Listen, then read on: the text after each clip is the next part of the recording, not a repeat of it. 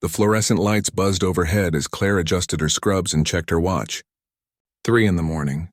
Her shift at the private care facility had another 5 hours to go, and her feet already ached from her earlier shift at the county hospital.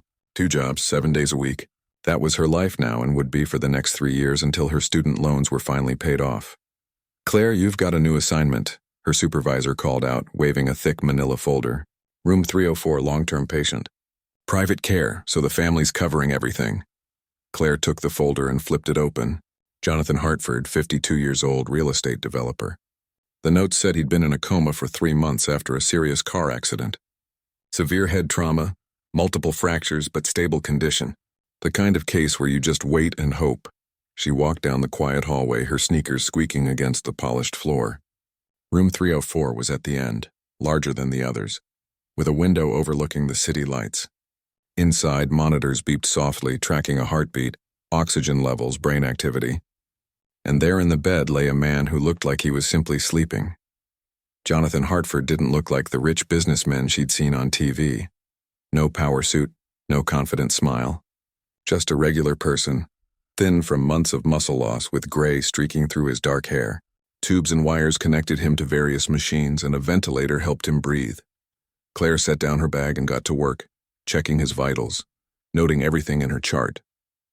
She'd cared for coma patients before. Some woke up. Most didn't. You never really knew which way it would go. "Hello, Mr. Hartford," she said quietly as she adjusted his IV line. "My name's Claire, and I'll be taking care of you from now on." She didn't expect a response. She never did.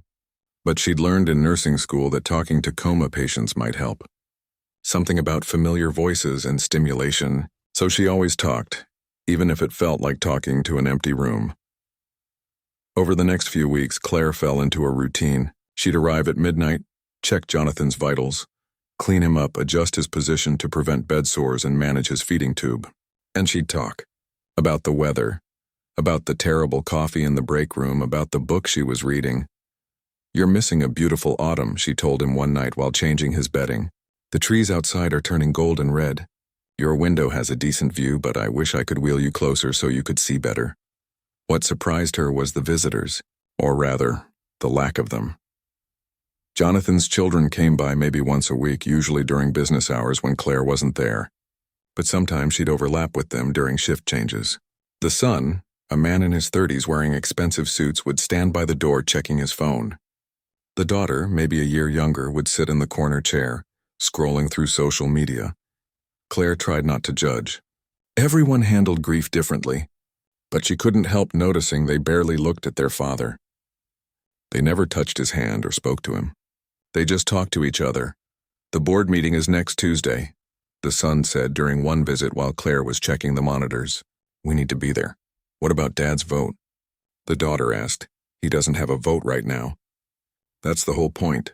We can finally move forward with the development project he kept blocking." Claire's hands paused on the keyboard where she was entering data.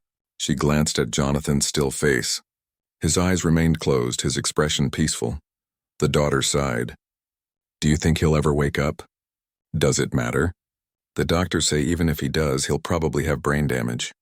He won't be running anything." They left 10 minutes later without saying goodbye to their father. Claire felt sick. She looked at Jonathan and shook her head.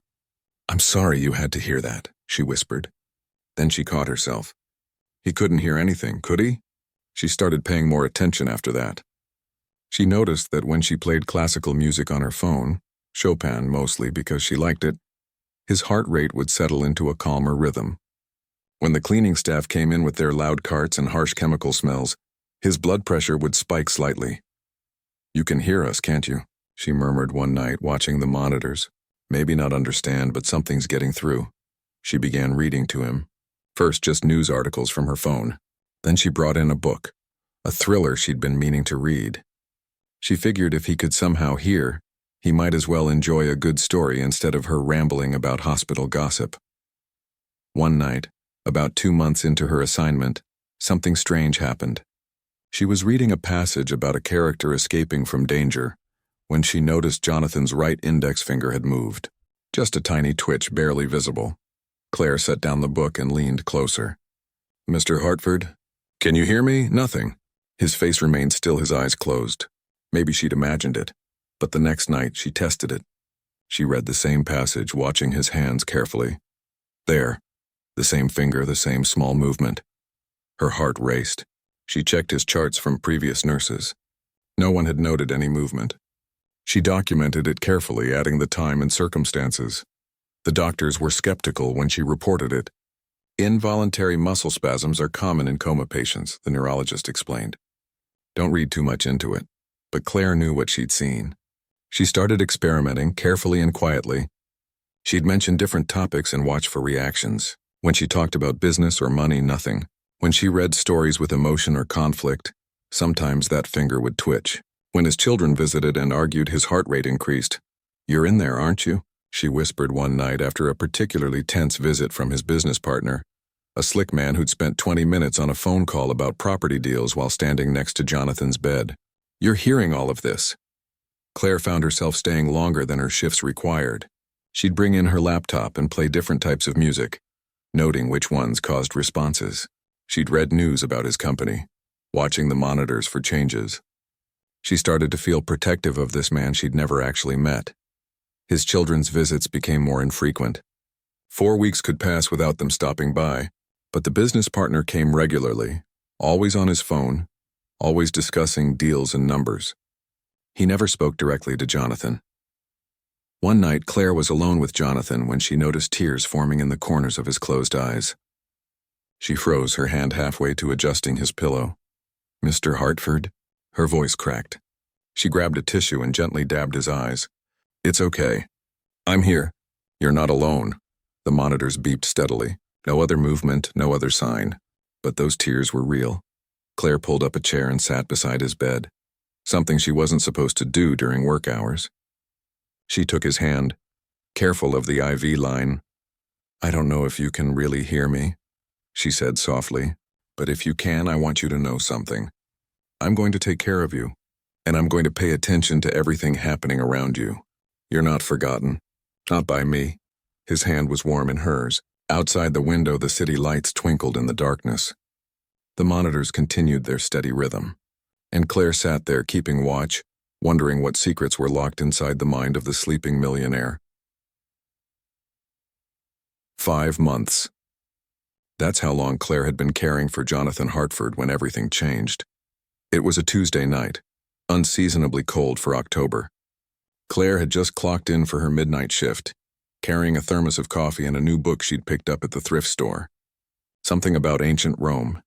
She figured Jonathan might enjoy a change from the detective novels she'd been reading to him.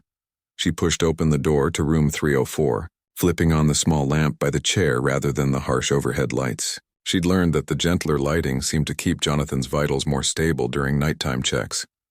"Good evening, Mr. Hartford," she said, setting her bag down on the counter. "I brought something different tonight. Figured we'd travel back in time to—" She turned around and nearly dropped her thermos. Jonathan's eyes were open, and they were looking directly at her.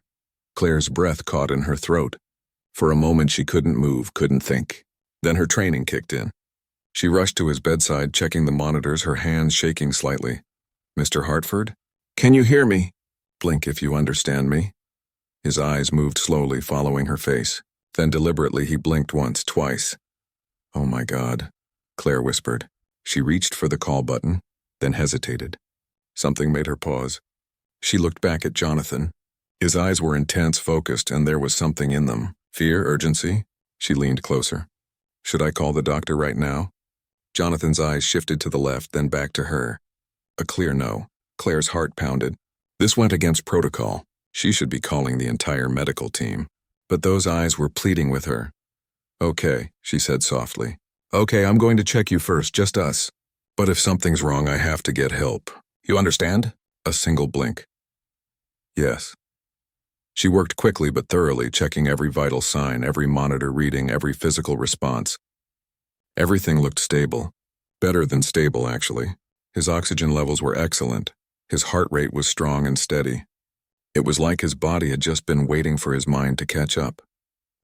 "You're doing good," she told him, her voice still shaky. "Really good. But you've been in a coma for 5 months. Your muscles are weak." Don't try to move too much, okay? Another blink. Claire pulled up the chair and sat down, her legs suddenly unsteady. How long have you been awake? I mean, aware? Jonathan's mouth moved, but no sound came out.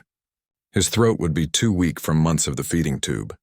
She grabbed the communication board they kept for patients recovering from intubation and a marker. Can you write? Even just a little? She adjusted the bed carefully, raising it just enough, and placed the board on his lap. His right hand trembled as he reached for the marker. It took him nearly 5 minutes to write 2 words, his handwriting shaky and weak. 2 months. Claire stared at the words. 2 months. He'd been aware, trapped in his own body for 2 months. You've heard everything, she said quietly. All the conversations. Your children. Your business partner. He managed to write one more word. Yes. A chill ran down her spine as she remembered all those visits. All those conversations that assumed Jonathan Hartford was unconscious and unaware. The callous discussions about his company, the plans being made without him, the daughter who'd asked if brain damage would be permanent. Mr. Hartford, I need to call the doctors now. You're awake. This is incredible. They need to know. He shook his head slightly, grimacing at the effort. His hand moved on the board again, slower this time. Tomorrow. Talk first. Claire bit her lip. Every fiber of her professional training screamed at her to follow protocol. But something in his eyes stopped her. This man had been listening, aware, helpless for 2 months. Maybe he deserved a few hours to gather his thoughts before the chaos began. Okay, she finally said. But I'm staying right here. And if anything changes, anything at all, I'm calling for help immediately. A weak smile crossed his face. It was the first time she'd seen him express emotion, and it transformed his features entirely. Over the next hour, Claire helped him communicate in small bursts. Writing exhausted him quickly, so they developed a system. Blinks for yes and no, head movements when he could manage them, and short written words when absolutely necessary. She learned that he'd first become aware about 2 months ago, slowly at first. Sounds became clearer, then voices. But his body wouldn't respond. He couldn't move, couldn't open his eyes, couldn't call for help. He'd tried desperately at first, then learned to conserve his energy and just listen. I'm so sorry, Claire said, tears welling up. That must have been terrifying, he wrote slowly. You helped. Your voice. Your kindness. She had to look away, wiping her eyes. All those nights she'd sat and talked to him, read to him, played music, not knowing if any of it mattered. Your children.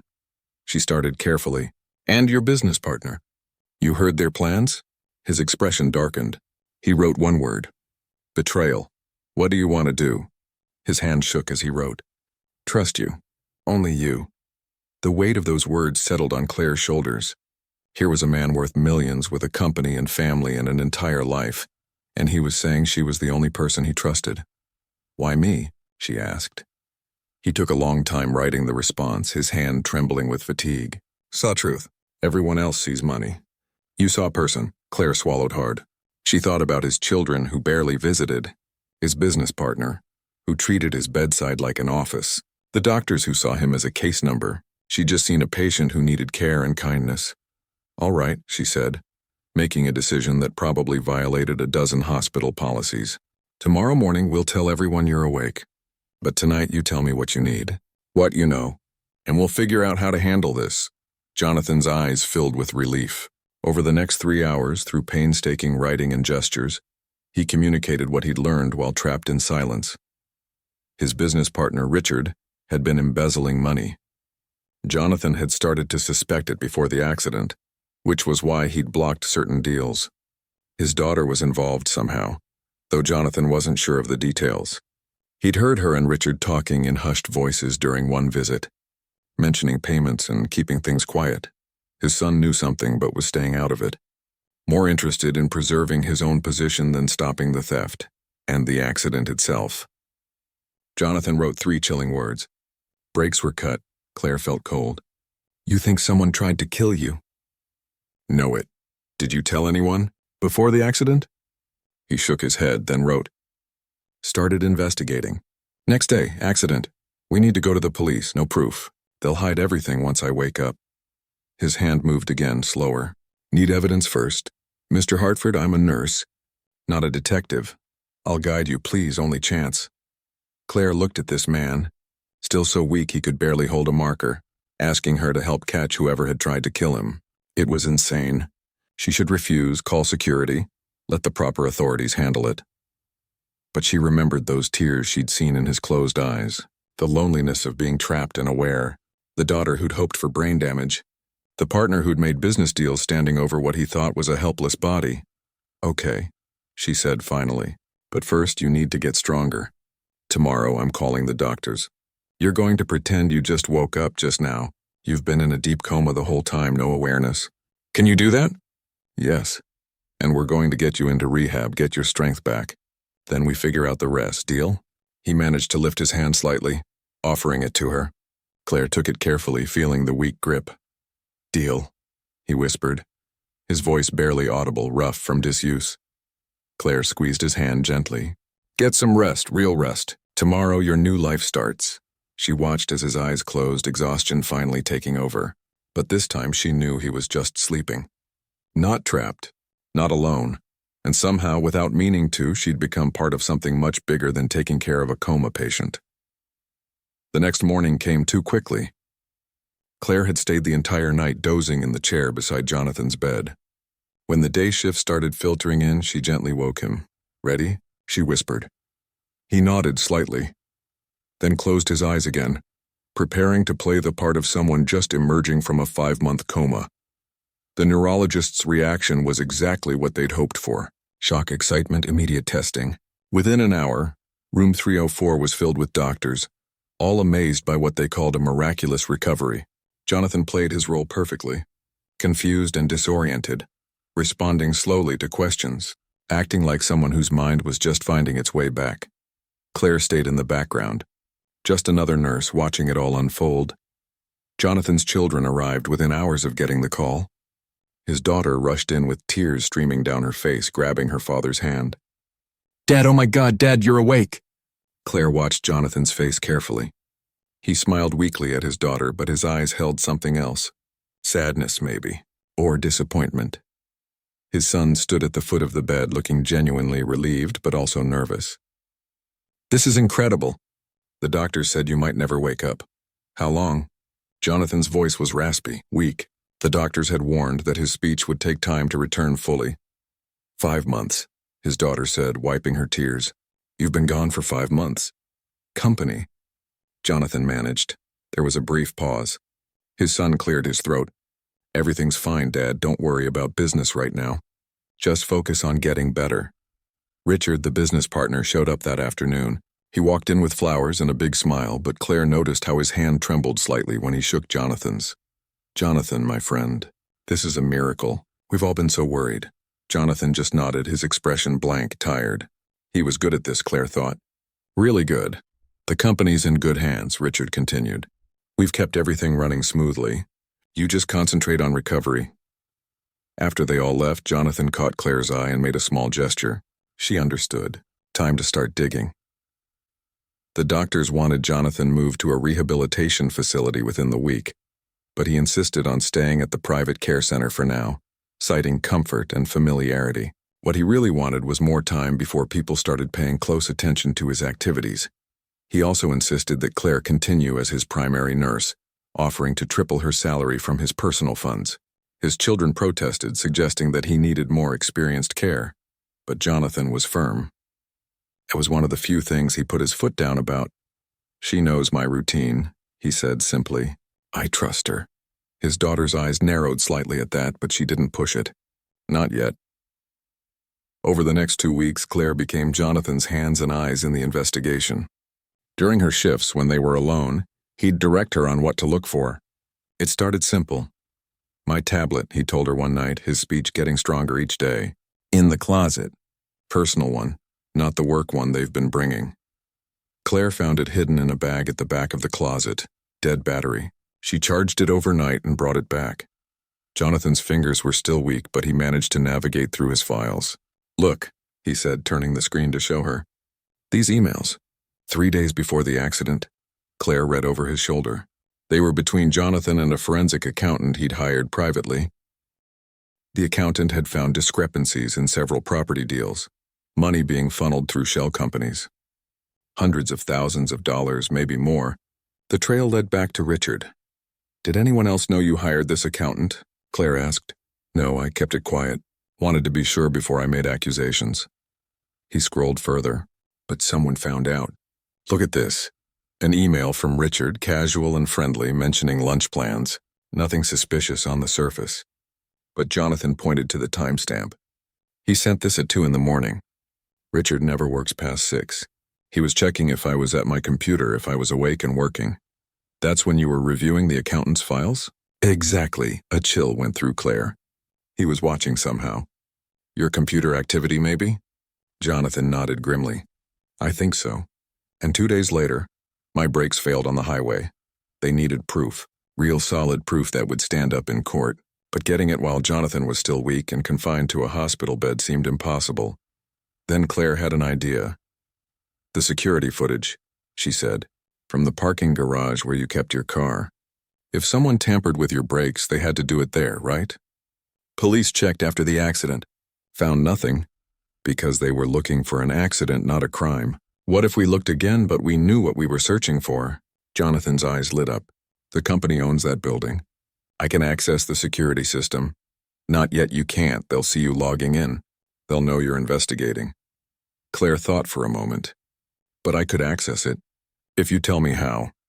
Over the next several nights, Claire became an amateur detective. Following Jonathan's instructions, she used his credentials to access the building's security system remotely, being careful to do it from public Wi-Fi locations on her days off, never from the hospital or her apartment.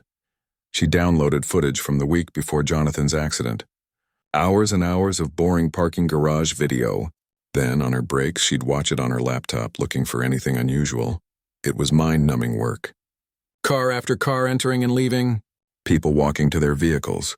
Nothing suspicious. Until the third night of searching when she spotted it. Jonathan, look at this. She turned her laptop screen toward him. This is the night before your accident. See that person? A figure in a dark hoodie, face hidden, had entered the garage at 3 a.m. They'd walked directly to Jonathan's reserved spot and spent 15 minutes crouched by the car's front wheel. Can you see their face? Jonathan leaned closer, squinting. No, they kept their head down.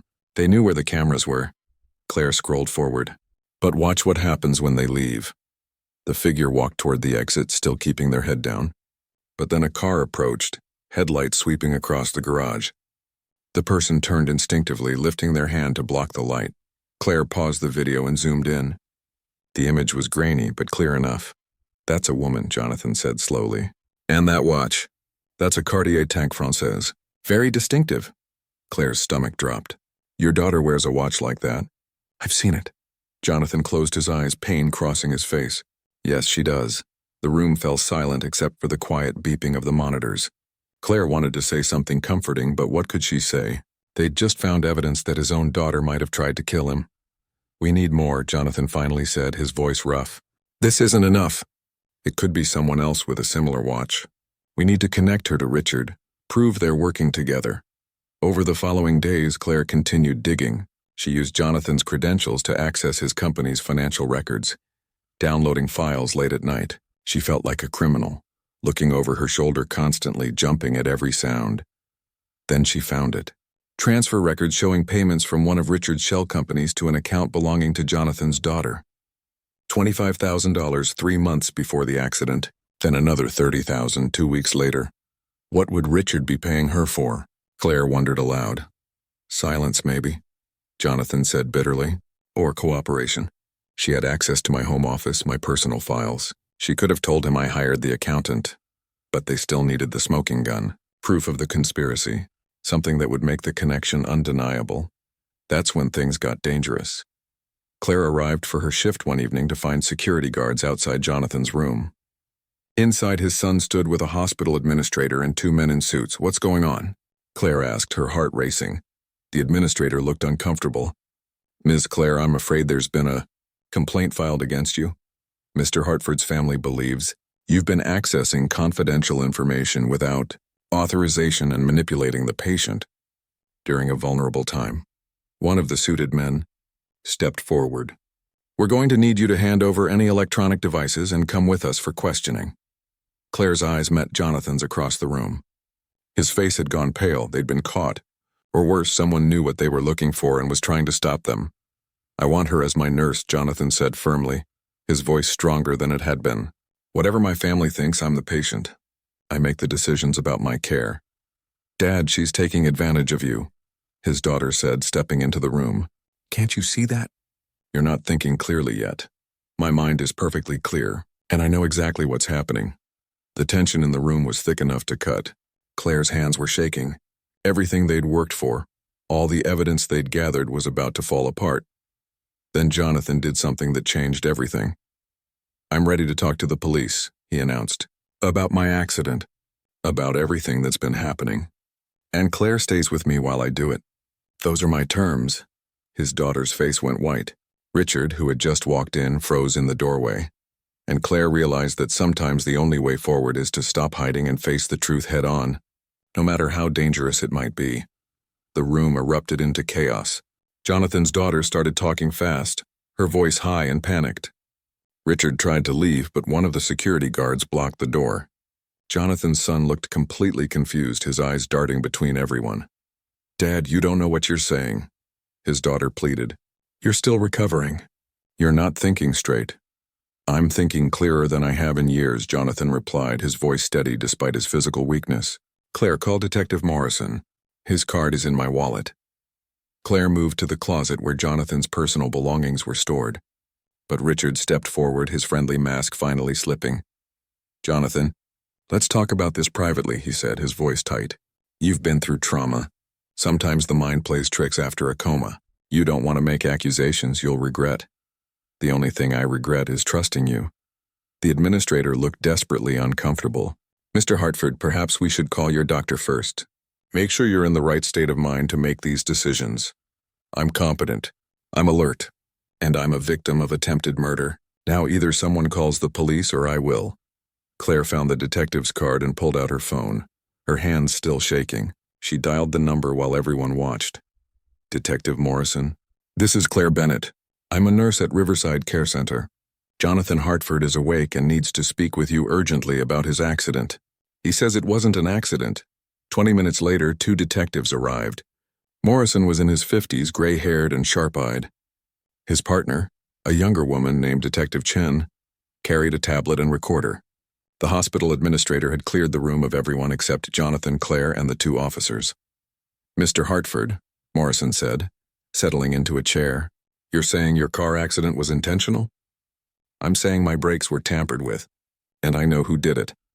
Over the next hour, Jonathan laid it all out. The embezzlement he'd discovered, the forensic accountant's report, the suspicious email from Richard, the security footage of someone tampering with his car, the payments to his daughter. Claire provided the laptop with all the downloaded files and footage. Her voice shook as she admitted to accessing the information without proper authorization, but Morrison just nodded. Given the circumstances, we'll overlook the methods, he said. This is substantial evidence. We'll need to verify everything, but if it checks out, we have grounds for arrest. There's something else, Jonathan added. I was aware during my coma. For the last 2 months, I could hear everything. I heard Richard and my daughter discussing the embezzlement. I heard my daughter say they needed to make sure I didn't wake up too soon, that they needed more time to cover their tracks. Morrison leaned forward. You heard them conspire?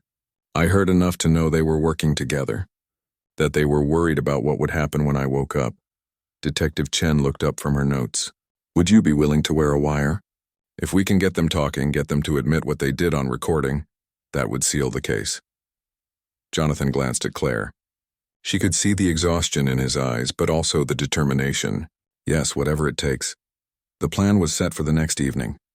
Jonathan would request a private family meeting in his room.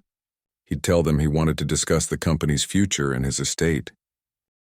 The police hoped that pressure would make someone crack, say something incriminating. That night, Claire couldn't sleep. She kept running through everything that could go wrong. What if Richard got violent? What if they figured out Jonathan was recording them? What if they somehow managed to turn everything around and make Jonathan look crazy? You don't have to be there tomorrow, Jonathan told her during her shift. The police will have plainclothes officers nearby. You've done enough. I'm your nurse, Claire said firmly. I'm supposed to be there checking on you. If I'm not, they'll get suspicious. Claire, these people tried to kill me once. If they realize what's happening, then the police will be right outside. Besides, you need someone in your corner, someone who actually cares about you, not your money. Jonathan's eyes grew damp. I don't know how to thank you. You've risked your job, possibly your career for me. You can thank me by getting through this, by getting justice, and by finding people in your life who actually deserve you. The next evening felt like waiting for a storm to break. The wire was tiny, barely visible under Jonathan's hospital gown. 2 plainclothes officers posed as orderlies in the hallway. Detective Morrison monitored everything from a van in the parking lot. Claire busied herself with checking monitors, her stomach in knots. Richard arrived first, followed shortly by both of Jonathan's children. The son still looked confused about why he'd been summoned. The daughter wore her expensive watch, the same one from the security footage. I wanted you all here, Jonathan began, his voice tired but clear. Because I've been thinking about the future, about what happens next.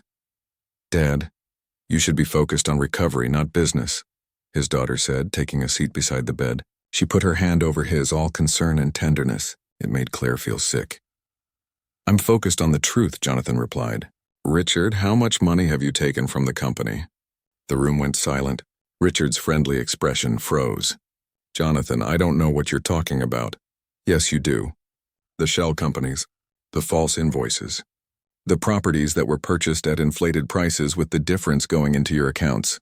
Richard's jaw tightened. You've been in a coma for 5 months. You don't know what you're saying.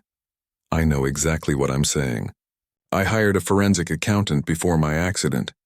He found everything. Dad, his daughter interrupted, her voice sharp now.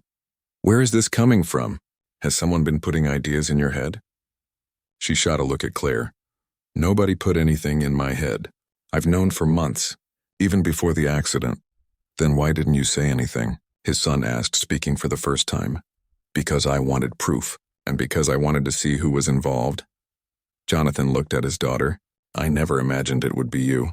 Her face went pale. I don't know what you think you know, but I know Richard was paying you. I know you had access to my files at home. I know you told him about the accountant. Jonathan's voice broke slightly. And I know you were in the parking garage the night before my accident. That's insane, she said, standing up abruptly. You're making things up. The coma damaged your brain. The security footage doesn't lie. Your watch gave you away. Richard stood too, his face red. This is ridiculous.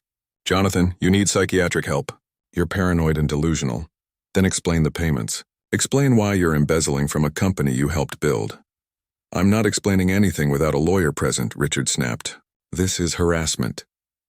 You tried to kill me, Jonathan said quietly. You cut my brakes. You left me to die on that highway, and when I survived, you kept stealing, kept lying, hoping I'd never wake up. You can't prove any of this, Richard shot back, but his voice wavered. Yes, I can.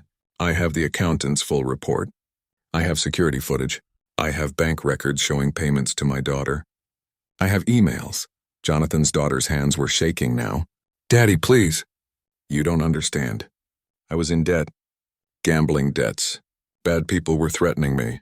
Richard said he'd help if I just gave him some information. I didn't know what he was going to do. You didn't know? Jonathan's voice rose. You were there. In the garage. You helped him. No. I just told him your schedule. I didn't know about the car. I swear I didn't know until after. Tears streamed down her face now, and by then it was too late. I was already involved. Richard said if I told anyone, we'd both go to prison. So you let them think it was an accident, Jonathan said, his own voice breaking.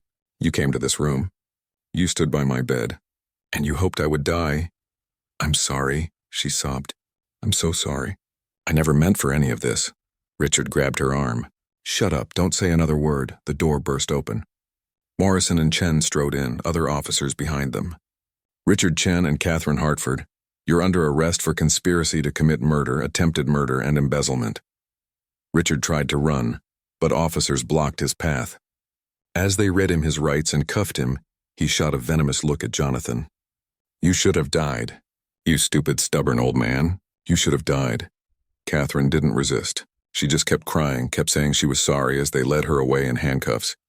Jonathan's son stood frozen, his face white as paper. Dad, I didn't know. I swear I didn't know any of this. Jonathan studied his son for a long moment. I believe you. But you knew something was wrong. You saw Richard and your sister acting strange, and you said nothing because it was easier not to know. His son opened his mouth, then closed it. What could he say? His father was right. After they all left, after the statements were given and the room finally cleared, Claire found Jonathan sitting up in bed, staring at the wall. His face was wet with tears. She didn't say anything. She just pulled up a chair and sat beside him, taking his hand. "My own daughter," he whispered. "My little girl tried to kill me." "I'm sorry," Claire said softly. "I'm so sorry." They sat in silence as the sun set outside the window, casting long shadows across the room. Justice had been served. The truth had come out, but some wounds, Claire knew, would take much longer than 5 months to heal.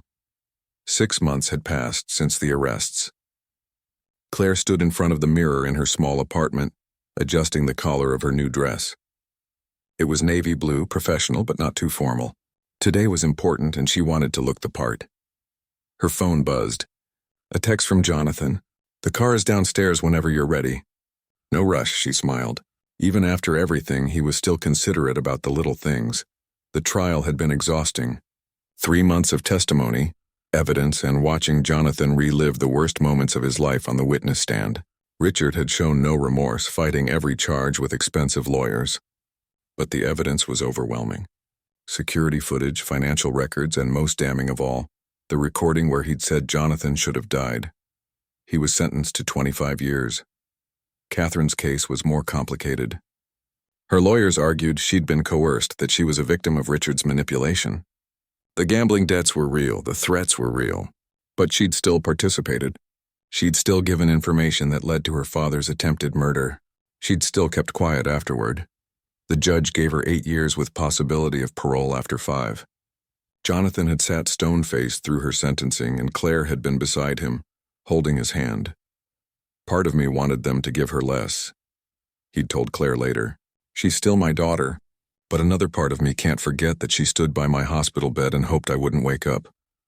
Now, Claire walked out of her apartment building to find a sleek black car waiting. The driver opened the door and she slid into the back seat where Jonathan sat reviewing papers on his tablet. "You look nice," he said, glancing up with a warm smile.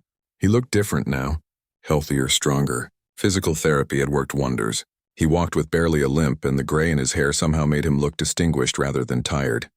"Thanks. Nervous, though. Don't be. You've already done the hard part. Today's the celebration." They drove through the city toward the new medical center that had been under construction for the past 4 months. The building was beautiful, all glass and steel with gardens surrounding it. A banner hung across the front entrance. Hartford Center for Neurological Research, grand opening. Jonathan had used a substantial portion of his personal fortune to create this place. A research facility dedicated to understanding comas, brain injuries, and helping patients who were trapped like he had been. "Still can't believe this is real," Claire said as they pulled up to the entrance. "It's real, and it's partly because of you." After the trial, Jonathan had completely restructured his life. He'd stepped back from the daily operations of his real estate company, bringing in new management he actually trusted. He'd created oversight boards and transparency measures to ensure what happened with Richard could never happen again. His son had remained with the company, but on probation.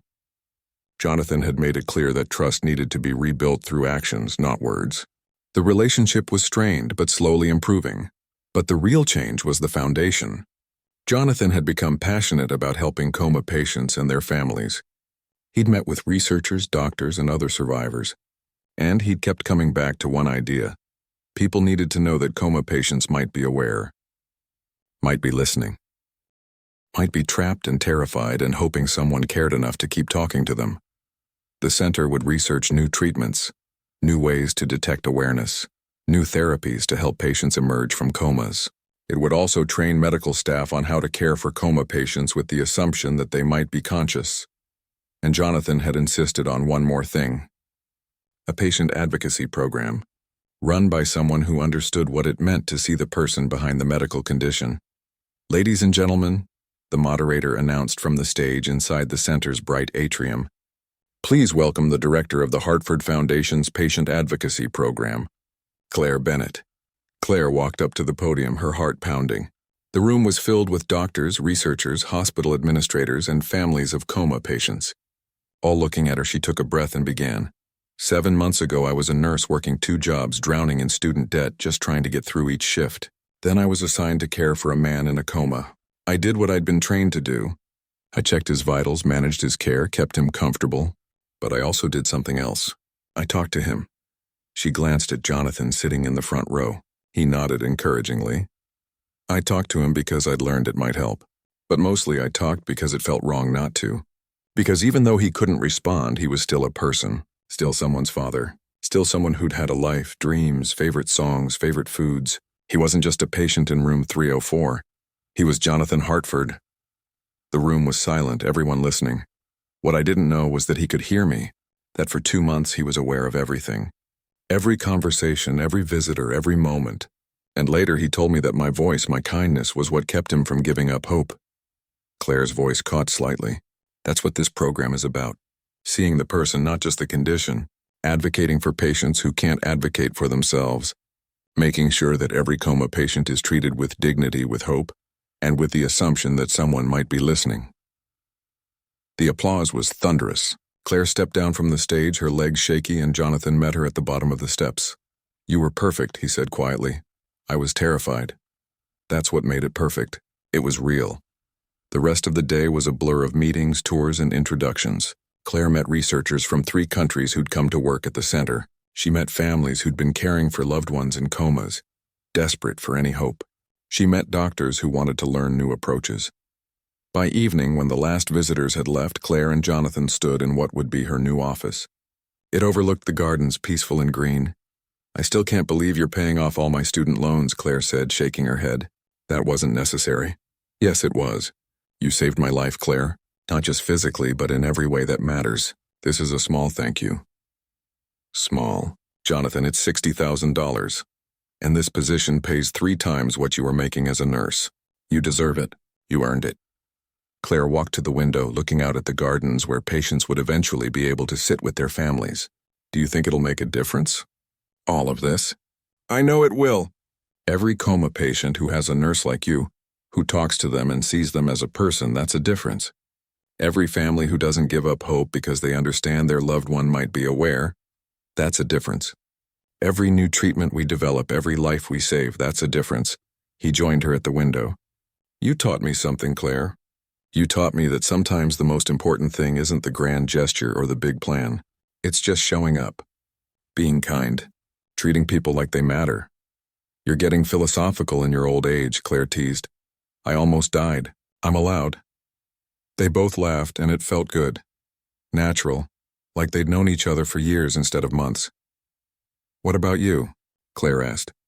"What's next for the great Jonathan Hartford?" "Honestly, I don't know. Keep learning. Keep growing. Maybe try to repair things with my son, though. That'll take time. Maybe find some hobbies that don't involve almost getting killed." He paused. "And keep bothering you with questions about the foundation, probably. You're the chairman. You're allowed to ask questions." "True, but I'm also your friend. At least I hope I am." Claire turned to face him. "You are. You really are." Through the window, the sun was setting, painting the sky in shades of orange and pink. Construction workers were packing up for the day, but tomorrow they'd be back, finishing the final touches on the patient rooms. "You know what's funny?" Jonathan said. "Before the accident, I thought success meant money, power, a big company. Now I realize I had it all backward. Success is waking up in the morning and knowing you're making a difference. It's having people in your life who care about you for who you are, not what you have." "That's not funny," Claire said. "That's wisdom. Maybe almost dying gives you wisdom, or maybe I just finally started paying attention." A year ago, Claire had been a struggling nurse with too much debt and too little sleep. Jonathan had been a wealthy businessman, successful on paper but surrounded by people who only wanted his money. Now they both had something more valuable. Purpose, friendship, hope. "Thank you," Jonathan said quietly, "for everything. For seeing me when I was invisible, for believing in me when no one else did, for risking everything to help someone you barely knew. Thank you for trusting me, for giving me this opportunity, for showing me that I could do more than I ever thought possible." They stood there in the fading light. Two people brought together by tragedy but bound by something stronger. Respect, gratitude. The kind of friendship that only comes from going through fire together and coming out the other side. Outside, the lights of the Hartford Center came on, illuminating the building's name in soft blue light. Tomorrow the real work would begin. Patients would be admitted, research would start, families would find hope. But tonight, Claire and Jonathan just stood and watched the sun set on one chapter of their lives and dawn on another. Both of them forever changed by the months when a millionaire lay in a coma and a young nurse decided he was worth talking to. Sometimes that's all it takes to change everything. Someone who cares enough to see you, someone who refuses to give up, someone who treats you like you matter, even when the whole world has forgotten you're there. And sometimes, if you're very lucky, that person becomes the best friend you've ever had.